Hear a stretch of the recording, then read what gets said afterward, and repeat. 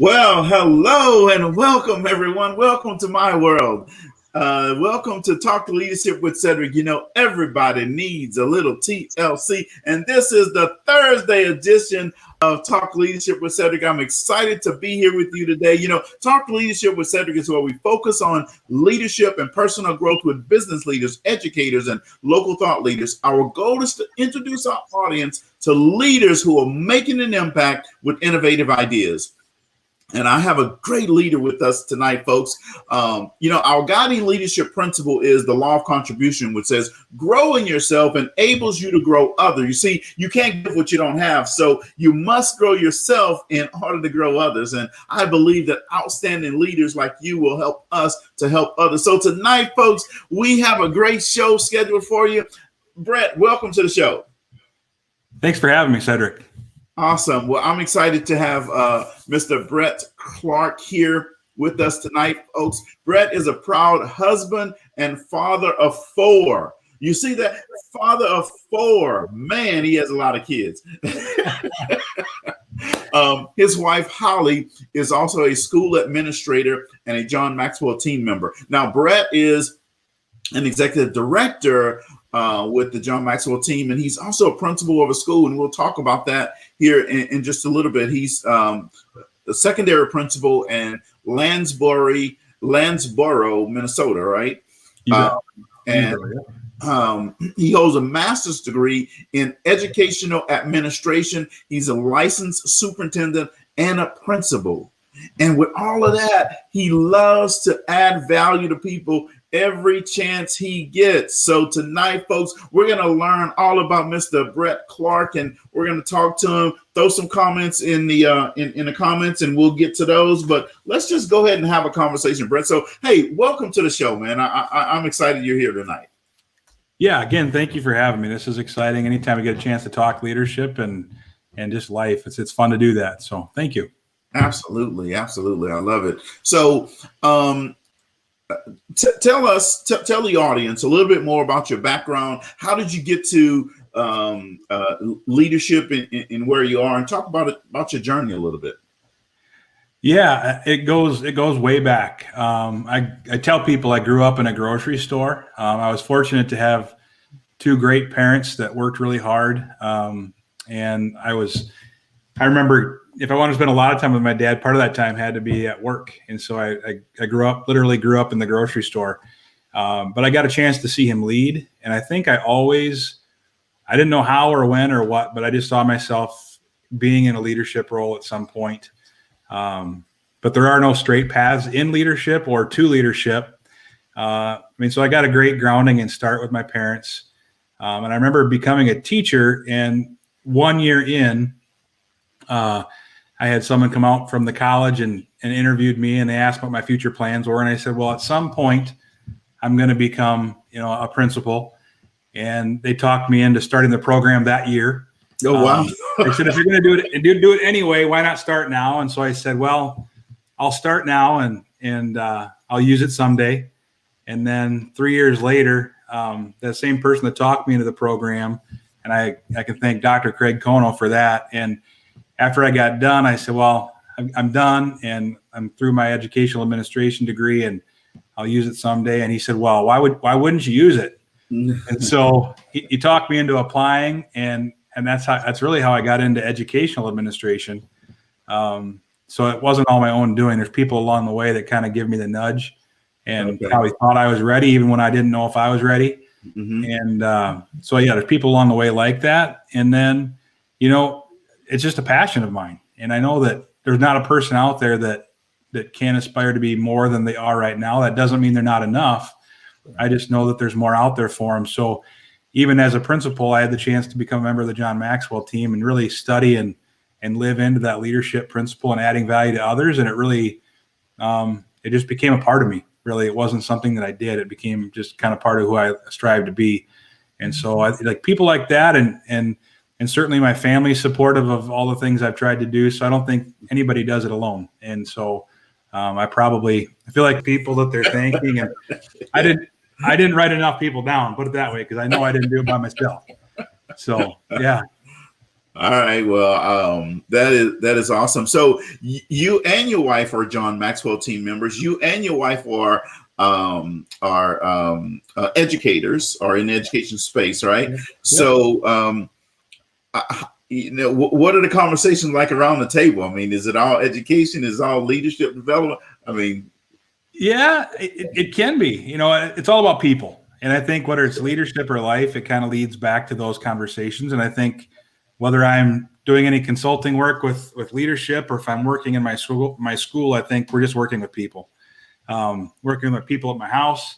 My wife, thankful for her that she's still putting time and try to develop me, and we've been married for 20 years, and she hasn't given up. So again, those conversations are meaningful, and a lot of those times we're talking about how we can develop our own kids or kids at school, and how to approach those problems the best way we know how.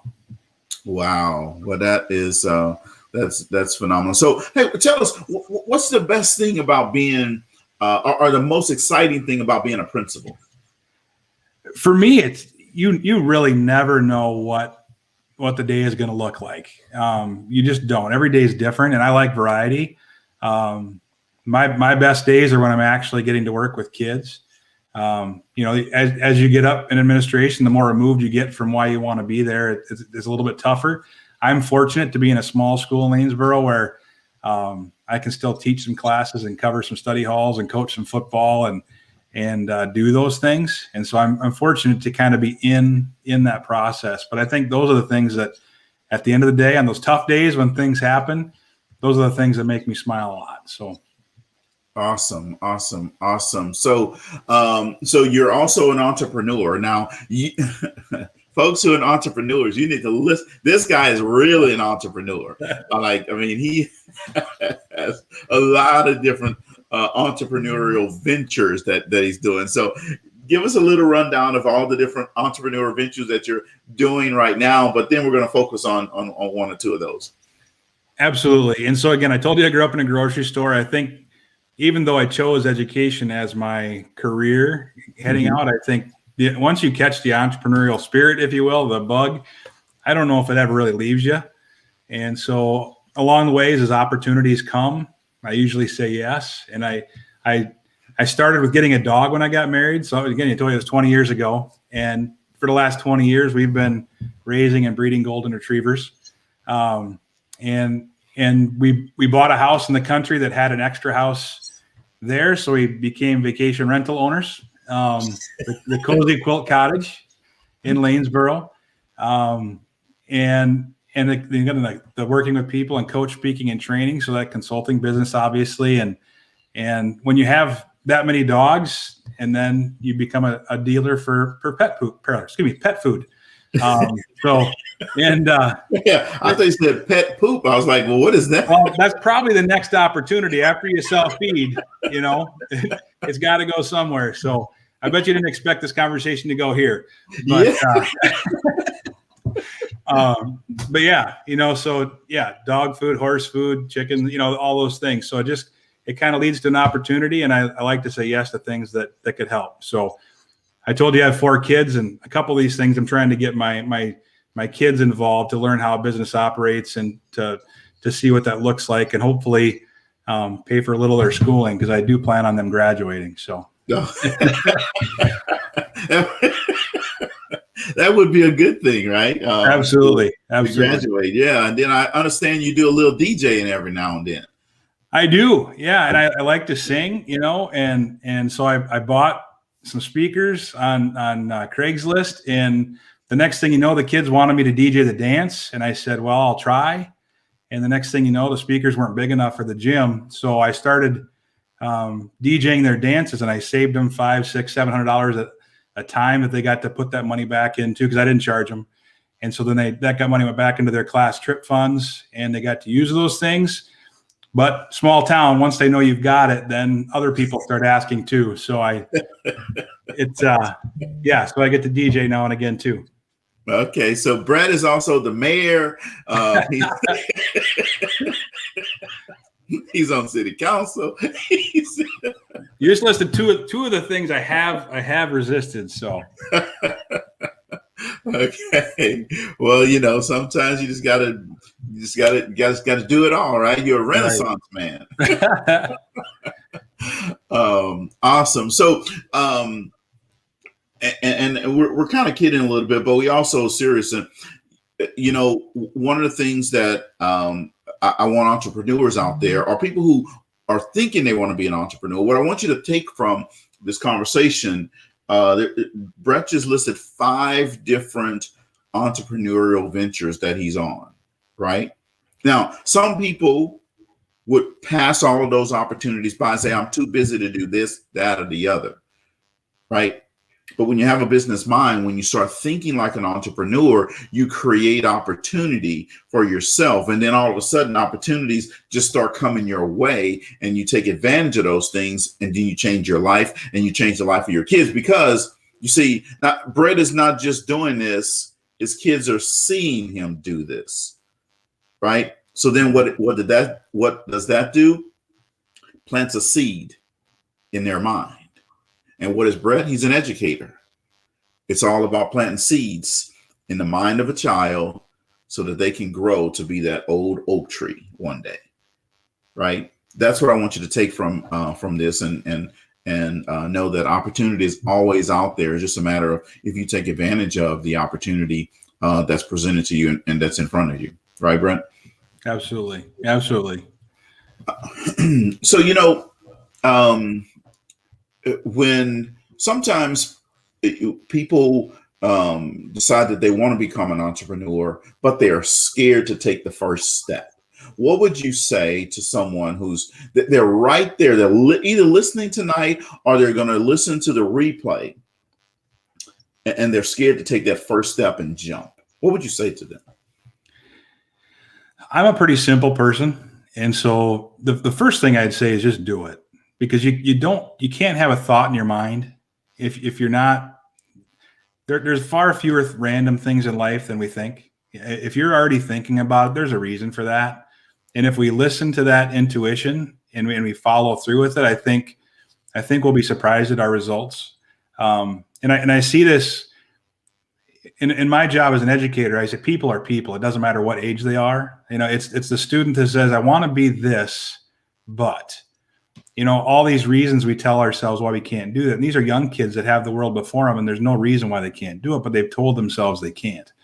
And I've got staff that I would go get this extra degree, but they list off these reasons why it won't work for them. And sometimes they'll even point out somebody who's done it and why it works so well, but then they'll tell themselves why it doesn't work for them. Yeah. And so this narrative, so the first thing I would just say, just do it.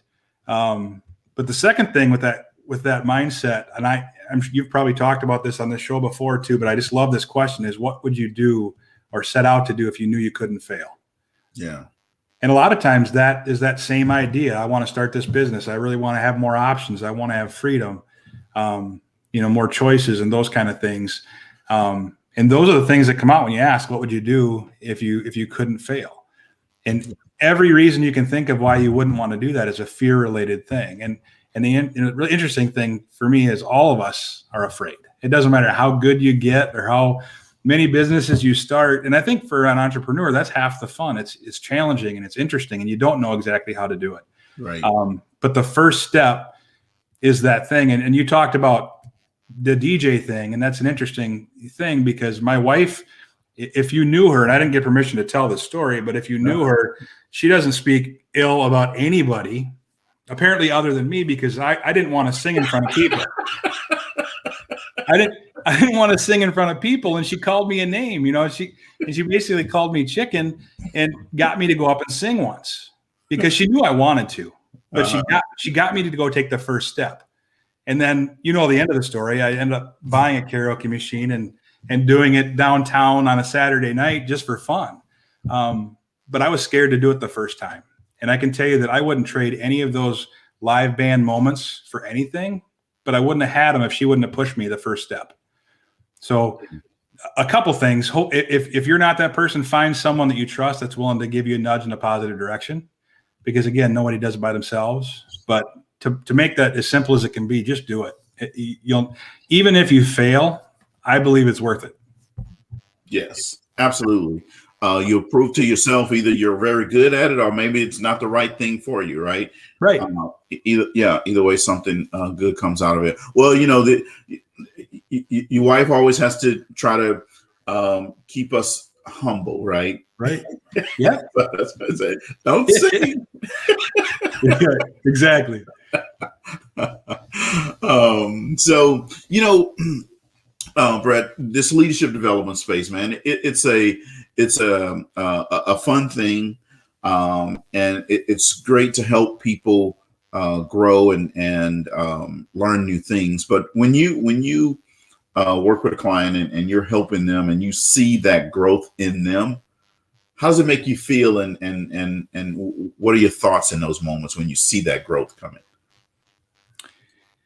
When you see it, and again, it's hard to explain. It really is a feeling that, like, wow, I truly made a difference. This client may or may not thought they had the ability, fear, just like I had on different things that I've tried. And if you help them through that or solve their problem or the fear that they face or the challenge in their business, and when you help them look at things differently, and the best thing I can think, when the light bulb goes on and now I can see like not just one possibility, but 10 possibilities. There's not just one path, but it's almost like, how can I not succeed in those moments? Like this is nothing's easy, but when they know that it's worth it and they're going to do that.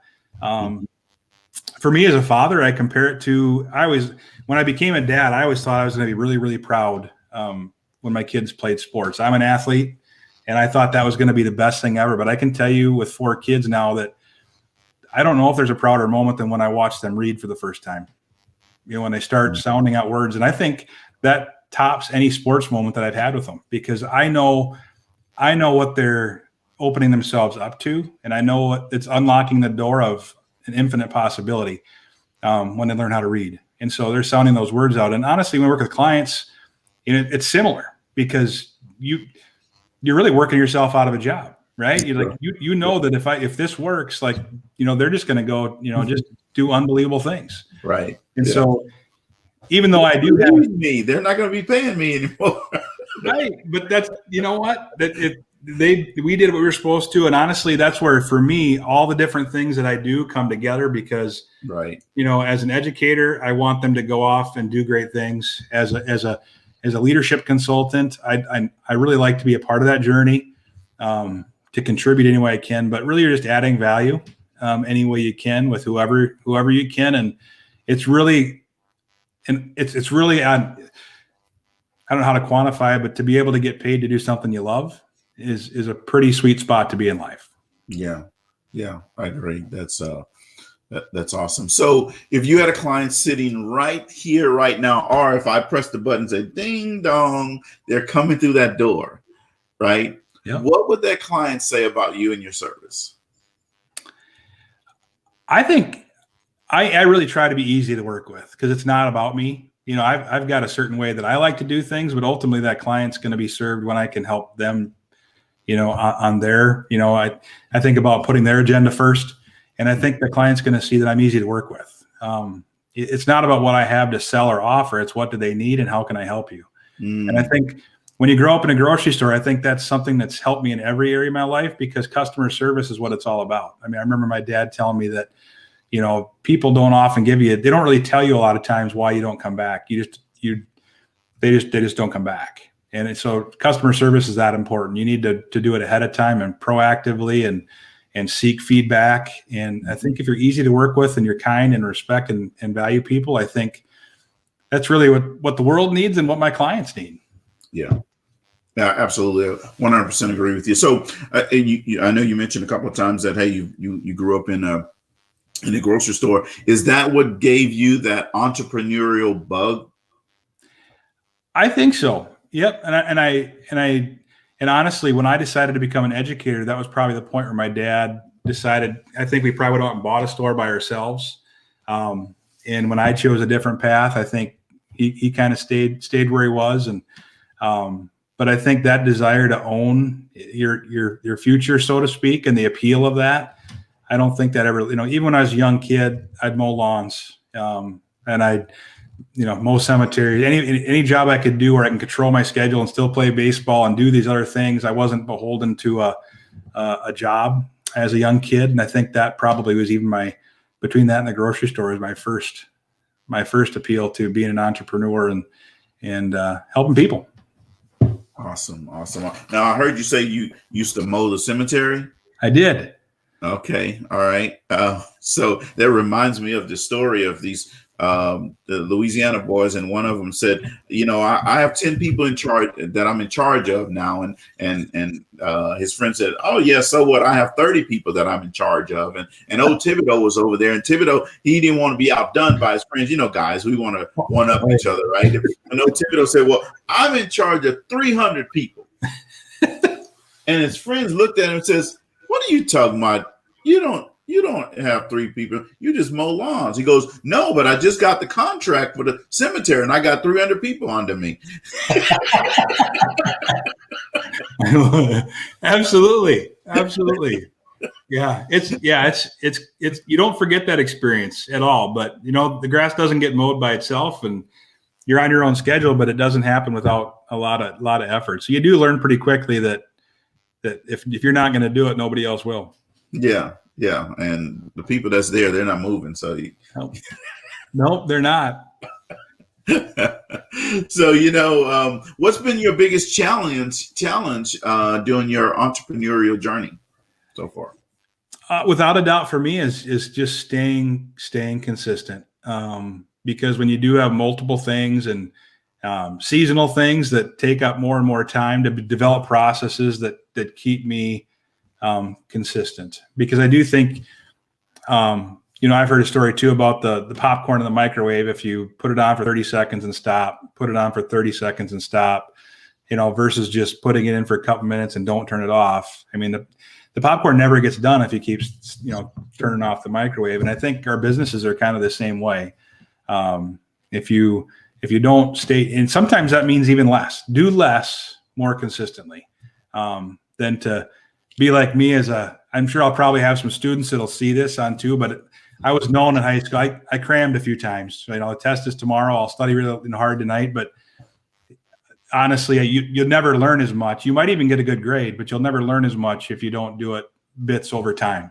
Yeah. And so that's with my business, the consistency, that if I can, we all have things we're working on and developing. And for me, that consistent effort in the business side of things, it is important for sure. Awesome.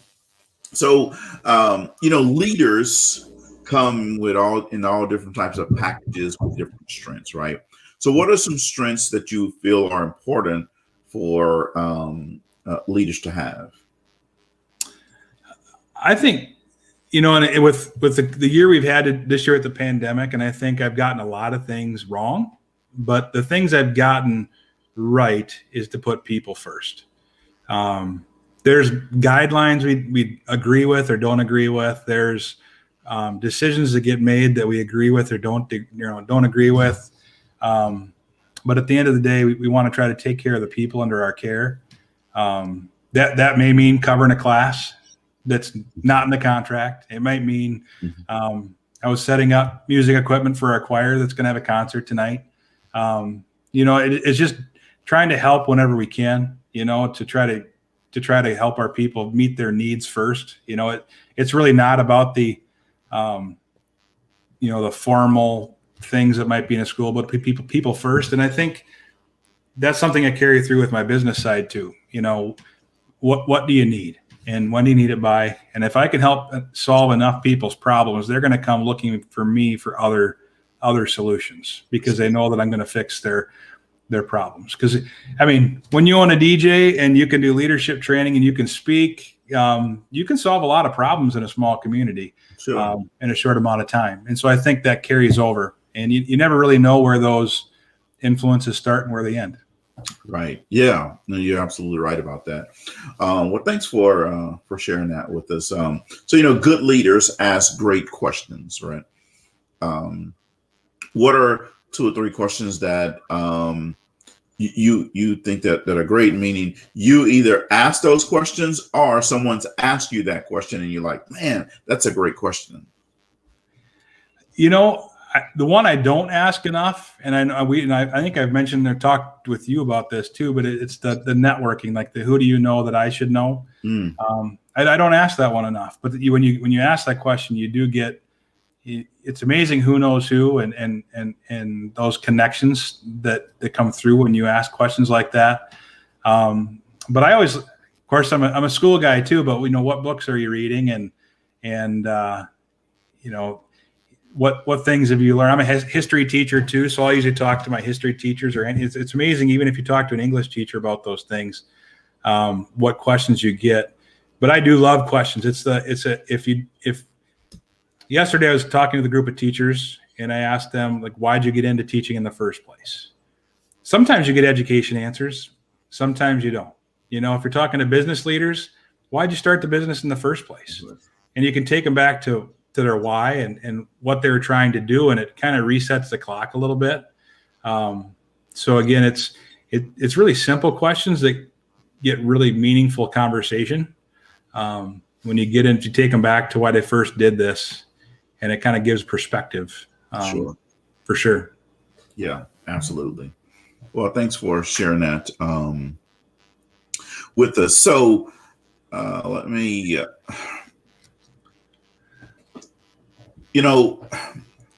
from time to time in organizations, they have challenges, right? And sometimes people don't want to grow, and we know that growth has to be intentional, right? So for yourself, and then for your teams, what do you do for personal growth yourself? And then what do you try to help your team with in terms of personal growth? Yeah. And so again, just saying yes to opportunities, right? Because there's no shortage of opportunities for personal growth, and the assumption that we're busy and can't do it will stop you from doing a lot of positive things. I just had a conversation with someone today about that very thing. I go to conferences, I get on webinars. It's never been easier than it is if you know what you're looking for to get things. Some of them I'll pay. I mean, I'm asking people to pay me for my services. I'll pay others for their knowledge too. But there's also some great free things out there that all it takes is signing up for. With my team that I work with in leadership, I'm fortunate enough with the John Maxwell content too. I've got some agreements with a college, so we actually do graduate credit to work through some of the leadership content. There's 15 hours and a graduate credit too, and that's one thing that through the pandemic and through COVID times, my teachers have said, "Boy, we really missed that. We really missed that." That's one thing we haven't done a lot of this year, just the way our schedules worked out with schedules and being in and out of school. But once you create that expectation with your group, they really look forward to it. And I do too. I'm leading, facilitating those things. It really gets a lot of great conversation going about growth and leadership. And it's just something we want to get back to for sure. But yeah, any chance I get with leadership and personal growth, because I know that even my wife gets tired of the same old stories, and so I got to get new stories, right? So if you need to get my story bank, right? There you go, absolutely. So if I don't get new stories, she's going to stop listening to me too. So there's a need here for me to develop new content, so I can keep even my family engaged. So, but my staff is the same way. So if we're learning as fast as we should be this year, there should be no shortage of content next year. To work into the future for this too. So yeah, just say yes. Yes, absolutely. I agree with you wholeheartedly. So let's say no one's home. It's just Brett and the four walls and the dogs. Yep. What dessert are you going to eat? You know what? If someone else made it for me, it doesn't really matter what it is. I'll eat anything. But if I had my choice, it's these, and that dessert's kind of interesting because it depends on where you live, right? Like I call them special K bars. In Minnesota here, they call them scotcheroos because they're like butterscotch chips. But that would be my go-to, and I probably wouldn't have one. I'd be one pan. if I'm by myself and can hide the evidence. Yeah, what are you talking about? There was none of that here. I have no idea. All right. That's a good one. We all have to go through that, right? Absolutely. It's worth having to exercise. Exactly. So what would you say is the best thing that's happened to you so far this year? The best thing that's happened to me so far this year was actually, I'm going to say personally, my oldest is a year away from graduating high school. Oh, wow. And he's at that age where you just don't see him. There's 4 sports, 15 different things. And when things shut down in COVID, I got to spend some time with my kid that I probably wouldn't have gotten a chance to do because there wasn't a lot of places to go and he couldn't go anywhere. And I got time with family, which you can't put a price on. But it also gave us time to just develop, I dug into personal growth and development, things that I probably wouldn't have had time for.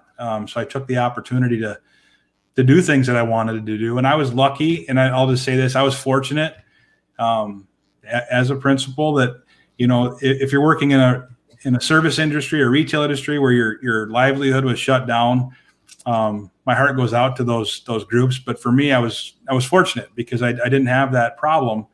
And so I got to do things that I wanted to do, and I got to spend time with my family. So it really wasn't even a professional thing, although I did use the time to develop myself to be able to meet the needs of my clients moving forward in the coaching and the speaking and the training and really to try to charge the battery. And believe me, the battery needed charged, and I've used it this spring too. So I'm glad I took the opportunity to do that. But time with family, you can't put a value on that. So absolutely. Sure. Yeah, absolutely. No, you definitely can't, you can't do that. So, you've had a lot of successes in life, but let's say you failed at one thing. What was that thing you failed at? And then what did you learn from that experience?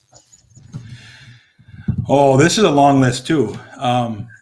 In business, I started it in talking about dogs. I started a dog trailer business, and it failed miserably. It didn't last very long.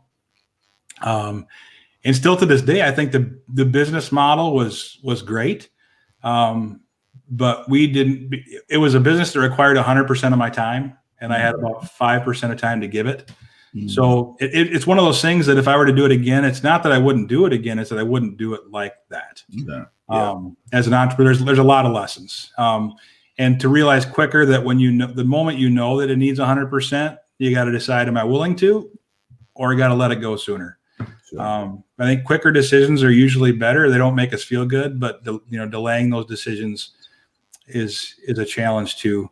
In hindsight, it's a great teacher. I think it's important to go back and look at those things. But yeah, the list of failures in my life is great, even in personal relationships. I'm fortunate enough to have lived long enough to know that I'm sorry is something you got to say pretty quick and try to make it right, because those relationships are still with me in most cases. But yeah, I think a lot of those lessons are personal and professional, and they're a part of me for sure. Awesome. Okay. Awesome. So we have a segment on the show, Brett, that we call "Would You Rather." Oh boy. All right. So, an audience, you can type your comments in the comments. You can play along with this as well. Would you rather meet your great grandparents or your great grandchildren? Ooh. Yeah, I'm going to go great grandchildren tonight. If you ask me tomorrow, it might be a different answer. But I'm going to go great because I want to know if anything I said or did made it to the next level, I guess. Okay. All right. So would you rather know all the world's languages or speak with animals? Oh, I speak with animals. My daughter tells me she already does, so then my daughter and I could be on the same page. Oh, okay. All right. Well, there you go. So would you rather be stuck in an elevator or on a ski lift? Ski lift. Ski lift. All right. Would you rather go skydiving or bungee jumping? Ooh, yeah. I'm going to probably go bungee jumping. Okay. Yeah. I was looking for the third option on that, but yeah. I mean, other. I have to. Yeah, I have to leave that to you. Would you rather have to drink all your beverages from a huge bucket or from a baby bottle? I'm going to go bucket. I don't have a very long attention span. All right. Would you rather be a ninja or a pirate? Oh, ninja. I've always wanted to be quick. Okay. All right. Would you rather pick the year that you die or the way that you die? Oh, the year. The year. All right. Last one. Would you rather have $1 million in Amazon gift cards or $100,000 in real money? I'm going to go $100,000 real money. Real money. All right. Awesome. Well, thank you for playing that round of Would You Rather. That's awesome. So a couple more questions here. So we from time to time get guests who are they are considering no, never mind. I already asked you that question. I was just thinking in my mind, I was looking at the question and like, it's okay. Yeah. So, we have listeners that from time to time want to get in contact with our guests, and they may want to get in contact with you because of the services that you offer. How can our guests get in contact with you? Yeah, and the best placeholder, like website, would just be Brett-Clarke, CLARKE.com. All right, and I'm putting that in the Yep. in the comments so that they can get that. Yep. Absolutely. And again, there's a contact sheet there too. I'd love to have, them reach out even just to say, hi, I saw you. So, and send me their email and just to stay in contact. That'd be great. I appreciate that. Okay. Awesome. And, you have a landing page as well, right? So we'll go ahead and yeah, that would actually might even be an easier way to get the email, and then I'll stay in contact and get them pertinent information about trainings or opportunities to see me again in the future. And I'd love for them to see that too. So absolutely. Okay, awesome. So tell us a little bit about Lanesboro, Minnesota.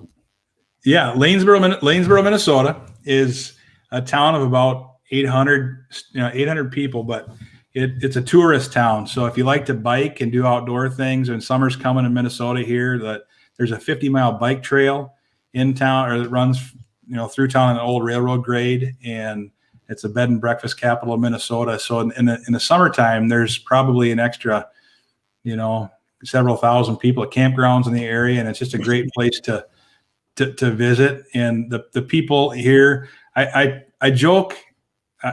It's not really a joke. I probably started to tell it like that, but it's really true. Like, I came to Lanesboro for 2 years to get experience, and that's been 16 years ago. It just kind of grabs you.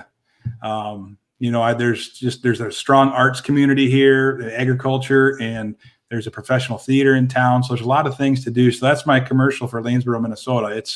It's a pretty special place. So, we're small, but there is a lot of things going on for sure. Awesome. And final question for you, Brett. If there was a book that was written about you, what would the book title be? And what would the summary in the back of the book say about you? Oh, the title of the book.